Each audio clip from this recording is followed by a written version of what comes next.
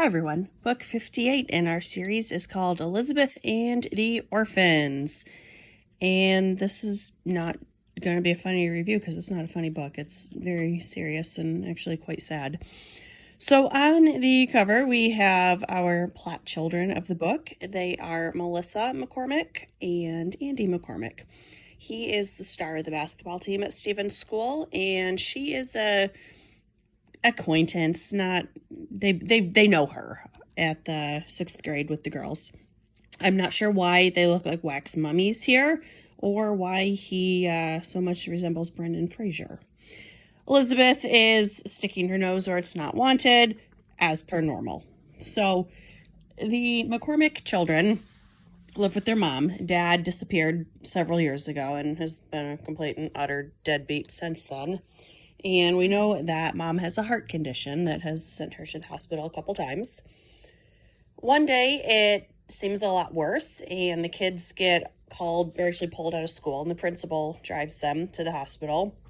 And it turns out mom has had a heart attack and she dies. So that was really, it was sad, but I felt like they could have addressed the aftermath of the death and the mourning process a little bit more.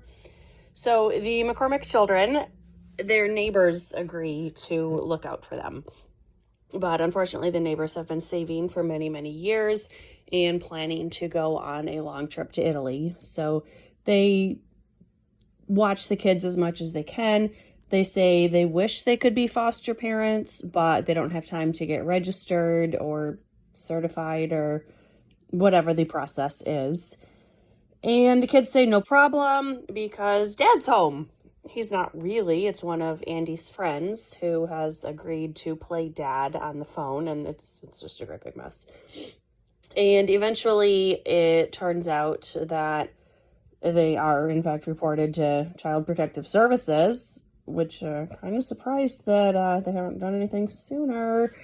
But, because Andy he quit the basketball team, and he got a job, and he's trying to pay the bills, and obviously it's not working. So Melissa gets a paper route, and again, it's just not enough money because high schoolers can't pay adult-sized bills, but thankfully the house was already paid off. Even so, they can't do it. So CPS gets involved, and since the neighbors are gone, the kids do get taken to foster care for a very short time.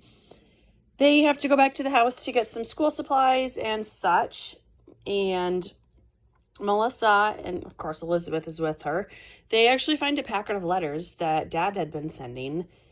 And he is a musician. He travels around a lot. And Elizabeth decides, hey, let's try to write him at the last place that he stayed.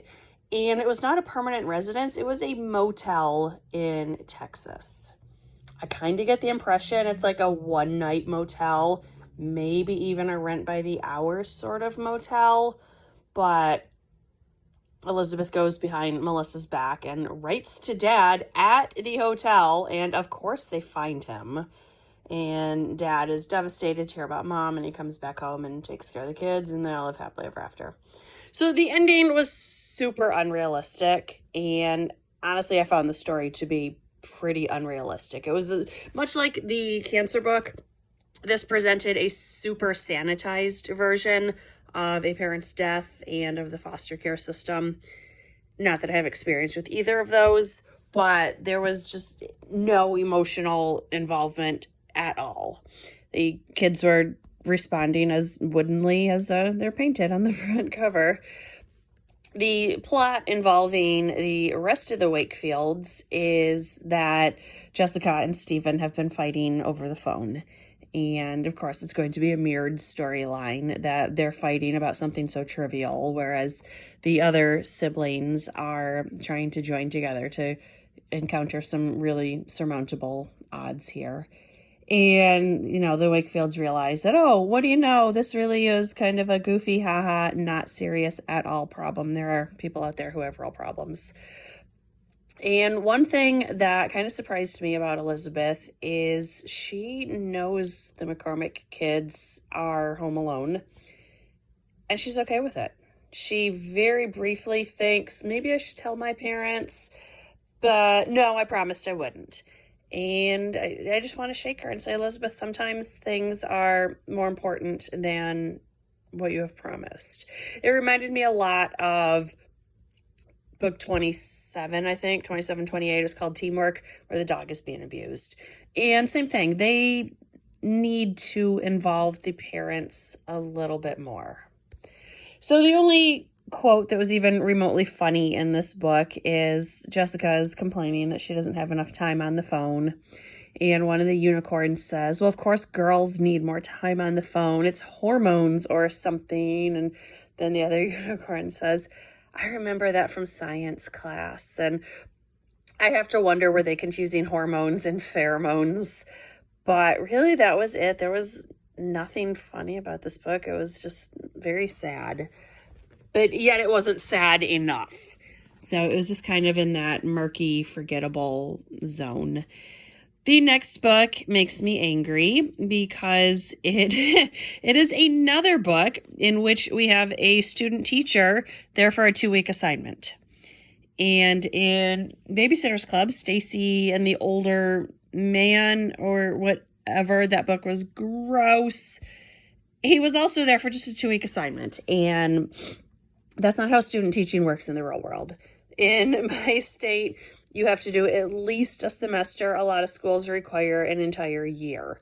So when I was getting certified, I had to do 15 weeks of full-time student teaching. So I am very jealous of all these people who only have to student teach for 2 weeks. I wish that's how the real world worked. It's not. So this book, it wasn't very good. It attempted to be an emotional book, but it wasn't emotional. So I didn't like it, and I don't recommend it.